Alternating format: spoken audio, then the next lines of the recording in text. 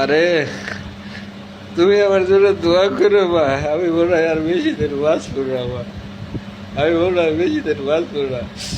এই বিদেশের মাটিতেই মনে হয় মারা যাইবো রে মা, এই বিদেশের মাটিতেই মনে হয় মারা যাইবো।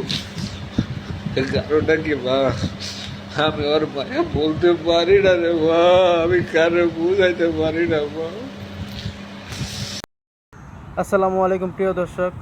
পুরুষ যখন কাঁদে তখন বুঝতে হবে ব্যথাটা বুকের গভীরে যেয়ে লাগছে। আর এই ভাইয়ের কান্নাকাটিটা দেখে আমার মনে হইলো যে তার কী কারণে সে কাঁদতেছে। সেই জন্য তার প্রোফাইলে ঢুকি এবং তার প্রোফাইলগুলো চেক করি, তার ভিডিওগুলো চেক করে দেখি সেখানে তার প্রায় 5-6 বছরের সম্পর্ক, তার বিবাহিত জীবন। সেই বিবাহিত জীবনে তার বউ তাকে ডিভোর্স দিয়েছে, মানে তাদের সম্পর্ক ইতি ঘটছে।